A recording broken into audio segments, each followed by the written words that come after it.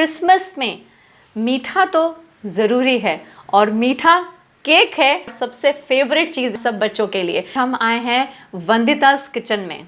सो चलिए मिलते हैं वंदिता जी से। मफ़िन्स और कपकेक चीज़ ऐसी है जो झटपट बन जाती है। सो मफ़िन्स के लिए हमें ये इंग्रेडिएंट्स चाहिए है और ये है व्हीट फ्लोर, हमारा गेहूं का आटा। ये सीखने के बाद बच्चे लोगों के लिए लाइक केक और मफ़िन्स बनाना will be so simple. We have chocolate, so हम चॉकलेट चिप्स डालेंगे, नाइस स्टार शेप इस तरह से।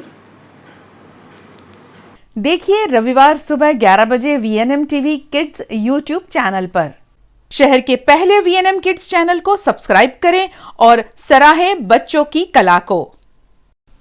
कृषि कानूनों को देश के लोगों तक पहुंचाने के लिए भाजपा ने कमर कस ली है और उसी के तहत खुद प्रधानमंत्री नरेंद्र मोदी ने आज किसानों को कृषि बिल के फायदे बताए।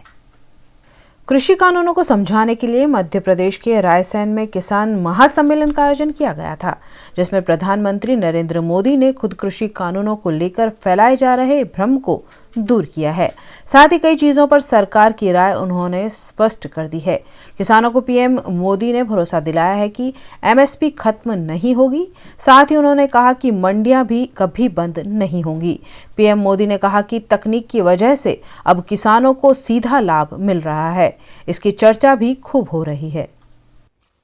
दुनिया के बड़े बड़े देशों के किसानों को जो आधुनिक सुविधा उपलब्ध है, वो सुविधा भारत के भी किसानों को मिले, इसमें अब और देर नहीं की जा सकती। समय हमारा इंतजार नहीं कर सकता। तेजी से बदलते हुए वैश्विक परिदृश्य में भारत का किसान सुविधाओं के अभाव में, आधुनिक तौर तरीकों के अभाव में असहाय होता जाए, ये स्थिति स्वीकार नहीं की जा सकती। 25-30 साल पहले हो जाने चाहिए थे, वो आज करने की नौबत आई है। अगर आज देश के सभी राजनीतिक दलों के पुराने घोषणा पत्र देखे जाएं, तो उनके पुराने बयान सुने जाएं, पहले जो देश की कृषि व्यवस्था संभाल रहे थे, ऐसे महानुभावों की चिट्ठियां देखी जाए, तो आज जो कृषि सुधार हुए हैं वो उनसे अलग नहीं है। वो जिन चीजों का वादा करते थे, वही बातें इन कृषि सुधारों में की गई हैं।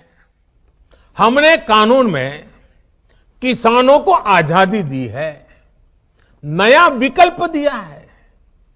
अगर देश में किसी को साबुन बेचना हो, तो सरकार ये तय नहीं करती कि सिर्फ इसी दुकान पर बेच सकते हो। अगर किसी को स्कूटर बेचना हो, तो सरकार ये तय नहीं करती कि सिर्फ इसी डीलर को बेच सकते हो। लेकिन पिछले 70 साल से सरकार किसानों को ये जरूर बताती रही है कि आप सिर्फ इसी मंडी में अपना अनाज बेच सकते हो। मंडी के अलावा किसान चाहकर भी अपनी फसल कहीं और नहीं बेच सकता था।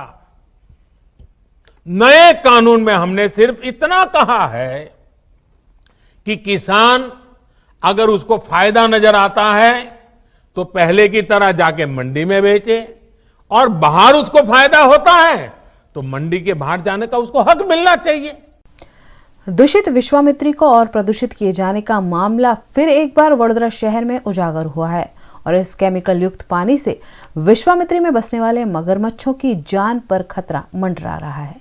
वड़सर इलाके में अवैध रूप से पाइपलाइन बिछाकर विश्वामित्री नदी में केमिकल युक्त दूषित पानी छोड़े जाने मामले कंपनी मालिक समेत 5 लोगों के खिलाफ पुलिस ने मामला दर्ज किया है।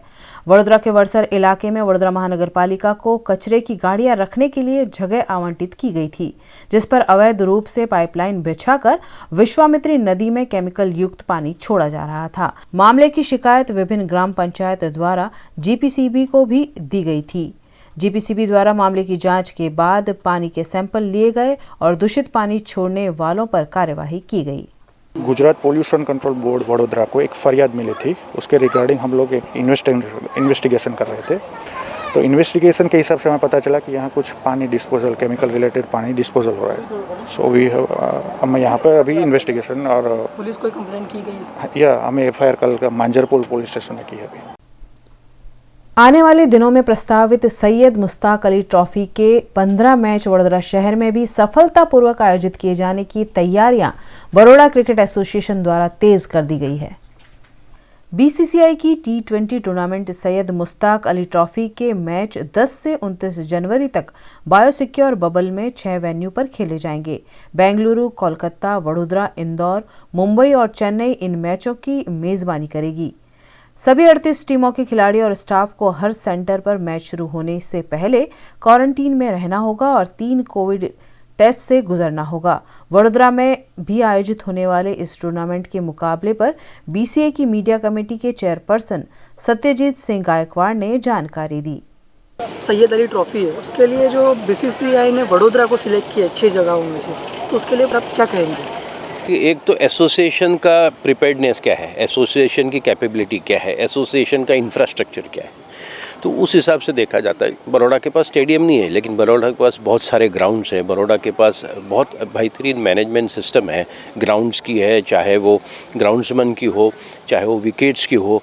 और बीसीसीआई के पास एक हिस्ट्री है बड़ौदा की कि भाई बड़ौदा में जितनी भी बीसीसीआई की मैचेस हुई वो सबसे बेहतरीन कंडक्ट हुई। उनके हर मैच के अंपायर्स के, मैच ऑब्जर्वर्स के, रेफरीज़ के जो रिपोर्टिंग होता है, उस हिसाब से इंडिया में जब 6 यूनिट चुने गए उसमें से उन्होंने बड़ौदा को भी चुना है।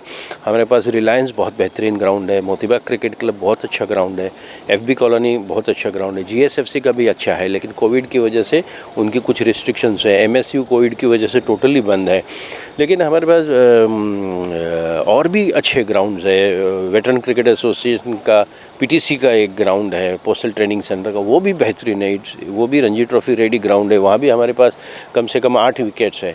तो जैसे बड़ौदा में 5 टीम्स 6 टीम्स खेल रही है और रोज़ की 3 मैचेस हैं 10 तारीख से, तो हमारे पास हर ग्राउंड पे 8-8 विकेट्स हैं। तो हमारे पास पूरी तैयारी है कि हम इसको कंडक्ट कर सकते हैं। उसके साथ साथ सिटी का इंफ्रास्ट्रक्चर भी देखा जाता है। तो बड़ौदा में 2-3 5 स्टार होटल है, 4 स्टार होटल है। तो जो बायो बबल बनाना चाहते हैं, ये बायो बबल बना के उसकी सुरक्षितता को कायम रखना, तो बड़ौदा क्रिकेट एसोसिएशन की उसमें काबिलियत देखने के बाद वो किया है। अभी खैर उसकी कोई इंस्ट्रक्शंस नहीं आई है कैसे करेंगे क्या करेंगे, लेकिन बड़ौदा क्रिकेट एसोसिएशन की डॉक्टर्स की भी कमेटी है जिसमें बड़ौदा के बेहतरीन डॉक्टर्स उस कमेटी में हैं। तो हमारे राउंड द क्लॉक प्लेयर्स का, जैसे भाईलाल बेयामीन हॉस्पिटल के साथ हमारा एक एनुअल टाइप है। बड़ौदा क्रिकेट एसोसिएशन एक जिम्मेदार एसोसिएशन की तरह अपने हर प्लेयर्स को देख रही है। उसके ऊपर बीसीसीआई है, बीसीसीआई भी देखती है। तो मैं समझता हूँ ये सारी चीज़ों को देखते हुए बीसीसीआई ने हमें 1 of the 6 यूनिट बनाया है जहाँ ये टूर्नामेंट होगी, और क्वार्टर फाइनल, सेमीफाइनल और फाइनल अहमदाबाद में होगी। बीसीसीआई जो रूल्स निकालते 3 टेस्टिंग होंगे पहले प्लेयर्स के, उसके बाद मैचेस होंगे, प्रैक्टिस होंगे, वो कितना सेटिस्फेक्शन बड़ौदा के लिए रहेगा कि हो पाएगा ये सब यहाँ पे? हाँ बिल्कुल हो पाएगा, क्योंकि बड़ौदा में जिस तरह से गवर्नमेंट ऑफ गुजरात की सारी कोविड हॉस्पिटल्स हैं, और उसके साथ साथ बड़ौदा में जितनी भी पॉली क्लिनिक्स है, वो मेजॉरिटी पॉली क्लिनिक्स में भी कोविड आज टेस्टिंग भी हो रहा है। कोविड की कम से कम बड़ौदा में 35-40 लैब्स हैं। उसके साथ साथ जो बड़ौदा में मेडिकल फैटर्निटी का जो पूल है, वो मैं समझता हूँ कि गुजरात में बहुत बड़ा और अच्छा पूल है।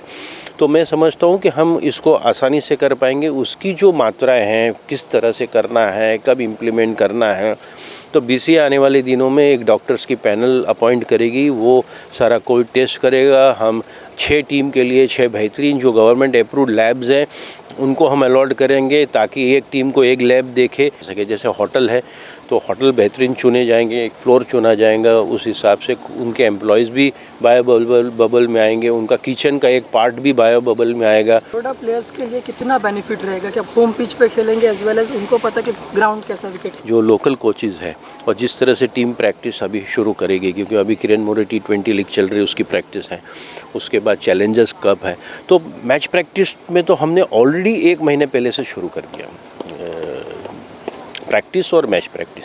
फिज़िकल ट्रेनिंग तो उनकी 6-8 महीने से ऑनलाइन ट्रेनिंग चली रही है। तो मैं समझता हूँ कि सारे क्रिकेटर्स फिट हैं।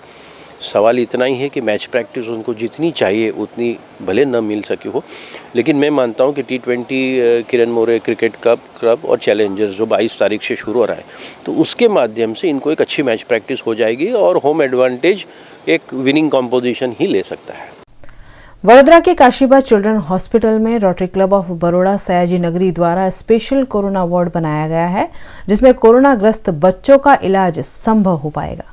पिछले कई महीनों से कोरोना महामारी से देश जूझ रहा है। ऐसे में सामाजिक संस्थाएं लगातार सरकार की हर संभव सहायता कर रही है।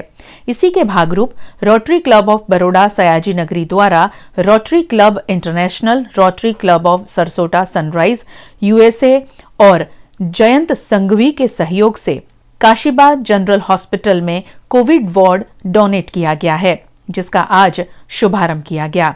इस मौके पर जिला गवर्नर रत्न प्रशांत जानी, भाजपा अध्यक्ष डॉक्टर विजय शाह समेत के गणमान्य उपस्थित रहे। इस कोविड वार्ड में 18 साल से कम उम्र के बच्चों को ICU, वेंटिलेटर समेत के कोरोना के इलाज उपलब्ध कराए जाएंगे। कोरोना वार्ड जिसमें सिर्फ बच्चों की सारवार हो, ऐसी एक अति आधुनिक फैसिलिटी की शुरुआत हो रही है। बच्चों के लिए वेंटिलेटर और उनके लिए पीडियाट्रिक के सभी कोई साधन की सहाय ये संघवी फैमिली और सयाजी नगरी रोटरी क्लब वैशाली बहन और उनके माध्यम से हो रही है। बड़ौदा शहर भारतीय जनता पार्टी की तरफ से ये सबको मैं खूब अभिनंदन देता हूँ और मुझे ये बात अभी कहनी भी चाहिए कि मध्य गुजरात में ये सबसे बड़ी हॉस्पिटल है जिसमें पहली बार ऐसी कोरोना की पीडियाट्रिक वार्ड की शुरुआत हुई है। आने वाले दिनों में कोरोना के पीड़ित ये बच्चे जो गरीब और मध्यम वर्ग के हो, उनके लिए बहुत बड़ी सहायता है। ये टीम को मैं अभिनंदन देता हूँ। अभी हमें बहुत आनंद हो रहा है कि हम लोग बहुत ही एक अच्छा कोविड वार्ड यहाँ क्रिएट कर सके हैं। हम लोगों ने जो वेंटिलेटर्स और उसके साथ जो अलाइड पैरा मॉनिटर्स है, फिर डिफिब्रिलेटर है, वॉल्यूमेट्रिक पंप्स है, सिरिंज पंप्स है, ये सारे का जो प्रबंध किया है, तो इससे जो बच्चे लोग हैं, नियोनेटल है और बच्चे हैं जिनमें ये कोविड होता है, तो उनके लिए बहुत ही सेंसिटिव इंस्ट्रूमेंट चाहिए, वो हम यहाँ दे पा रहे हैं, तो उसकी हमें काफ़ी आनंद है। और हमारी क्लब की तरफ से हम हमारे जो डोनर है जयंत भाई संघवी का भी आभार मानते हैं और हमारी रोटरी इंटरनेशनल का भी काफ़ी आभार मानते हैं, क्योंकि उन्होंने भी हमें काफ़ी सपोर्ट किया है। और हमारी जो रोटरी इंटरनेशनल है वो इस तरह से डिजीज़ प्रिवेंशन होता है, वोकेशनल सपोर्ट होता है, फिर चाइल्ड और पेडियाट्रिक सपोर्ट होता है, एनवायरमेंटल इम्प्रूवमेंट होता है, ये सारे फील्ड में काम करती है पूरी दुनिया में। और इस तरह के काम हम लोग करते रहते हैं, तो हमें काफ़ी आनंद है और हम चाहते हैं कि ये इस तरह के और बड़े प्रोजेक्ट्स हम यहाँ करें बड़ौदा में।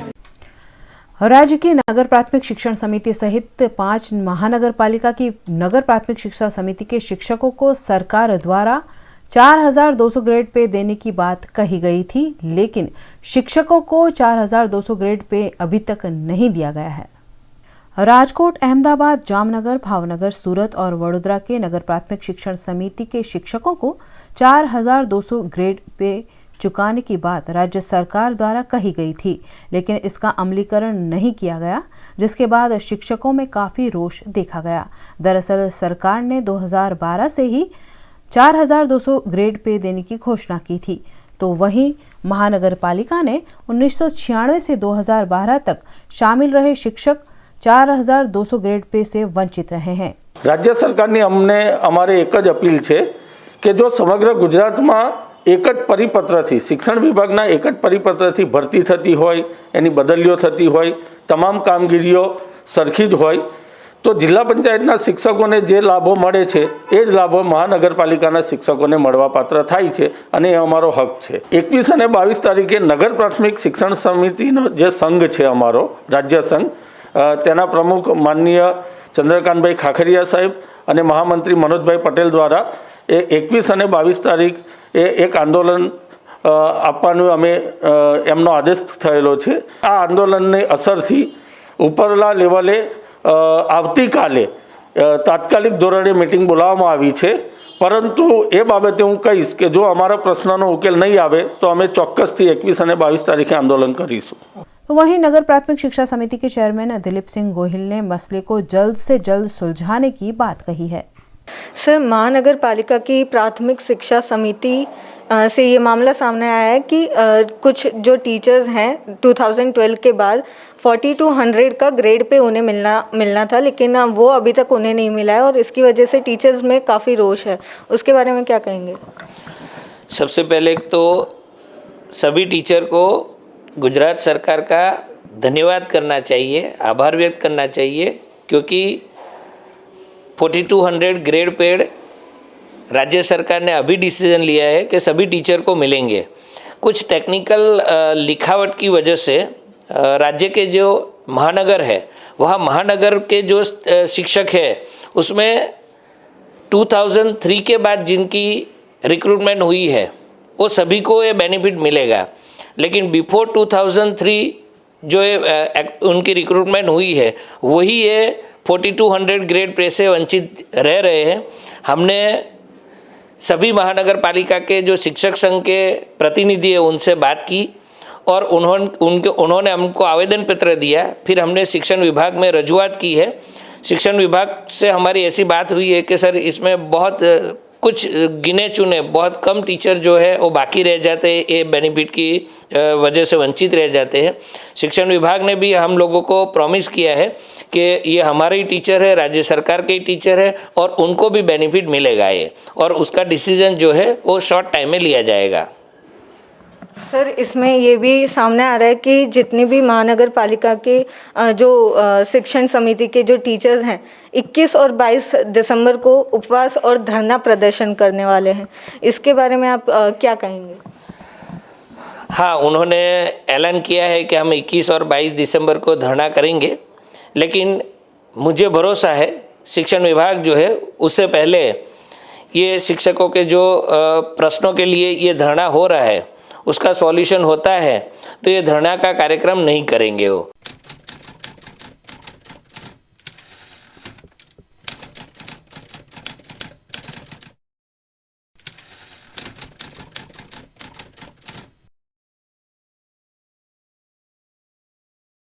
लेटेस्ट खबरों के लिए यूं ही देखते रहिए VNM न्यूज़ और हाँ, VNM टीवी की YouTube चैनल को लाइक, शेयर और सब्सक्राइब जरूर करें। और हाँ, इस बेल आइकन को दबाना ना भूलें। इसे प्रेस करते ही आपको मिलेगी VNM टीवी YouTube चैनल की सारी नोटिफिकेशंस और आप रहेंगे खबरों से अपडेटेड।